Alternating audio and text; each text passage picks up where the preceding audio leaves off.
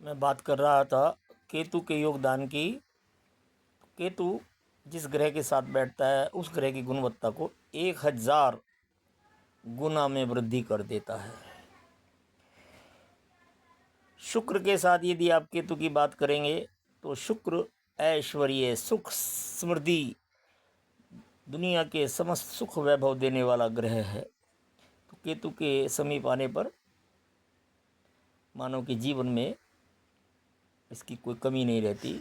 सूर्य के साथ यदि आता है तो वो असीम प्रसिद्धि, राजसुख का और न्यायप्रिय बनाने का उसको विश्वविख्यात प्रसिद्धि प्राप्त होती है।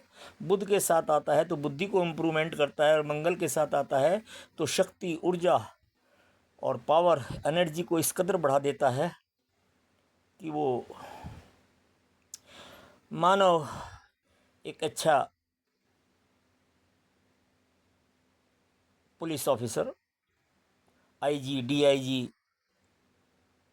मिलिट्री कमांडर, मिलिट्री का मेजर, कैप्टन और सर्जन, ऑपरेशन करने वाले डॉक्टर और एक अच्छा नेता बना देता है। ताकतवर, शक्तिशाली, संगठित, कायदे कानून और असूल से चलने वाला, समाज की रक्षा करने वाला, शत्रुओं का दमन करने वाला, न्यायप्रिय नेता बना देता है, जिसकी मिसाल आज आपके सामने है। इसके मंगल और केतु की ताकत को कोई चैलेंज नहीं कर सकता। जो आएगा मुंह की खाएगा, कोई इसका मुकाबला नहीं कर पाएगा। इसकी ताकत, इसकी एनर्जी, इसकी शक्ति इतनी अत्यधिक उच्च कोटि की होती है कि बड़े बड़े धुरंधर इसके आगे पानी भर जाते हैं। इसको कोई हरा दे विश्व में नामुमकिन है। ये मंगल और केतु किस रूप में समागम करते हैं, कितने डिग्री पर करते हैं, कौन से नक्षत्र में कितना फल देते हैं, कौन सी राशि पर दृष्टि होती है तो कैसा फल देते हैं, ये एक लंबा विषय है।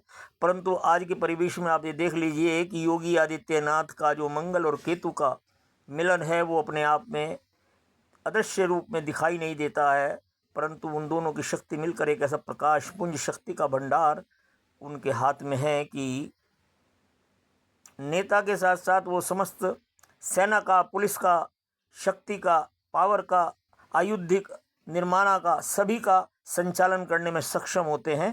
और शत्रु की तो औकात क्या है कि उनके सामने ठहर जाए।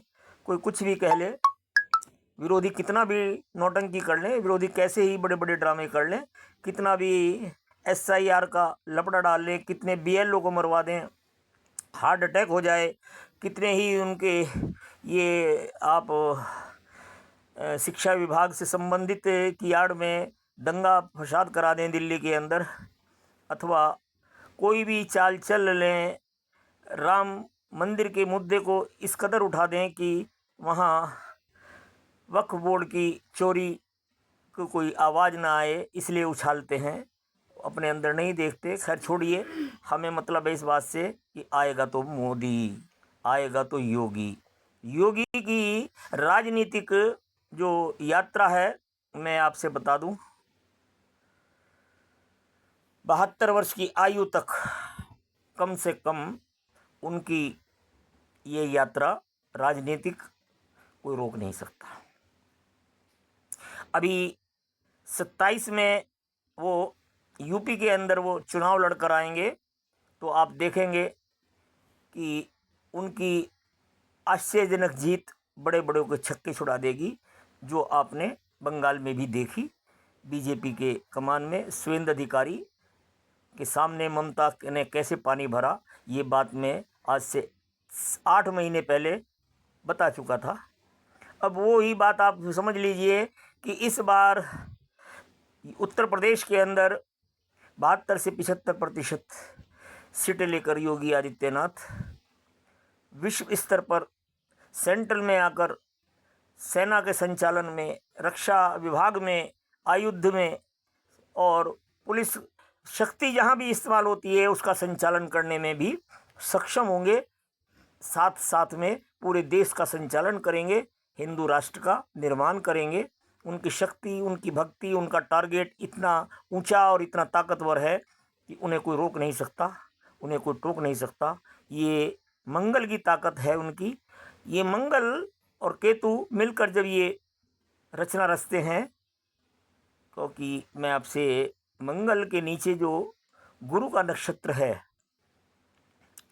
वो उनको समाज की एक अच्छी संगठित व्यवस्था बनाने के अंदर शक्ति का स्वरूप प्रदान कर रहा है। केतु उसकी शक्ति को न जाने कितने 1000% इम्प्रूवमेंट कर देता है। यही केतु अन्य क्षेत्रों में, अन्य कार्यों में, भक्ति में, चोर चकारी में, चापलूसी में, खून खराबे में, उग्रवादी में, सभी में इस केतु का योगदान होता है। परंतु कहाँ, कब, कैसे, कितने नक्षत्र अंश पर होगा ये मैं आपसे बाद में बताऊंगा। आज इतना ही कह देता हूँ, आएगा तो योगी कोई रोक के दिखा दे।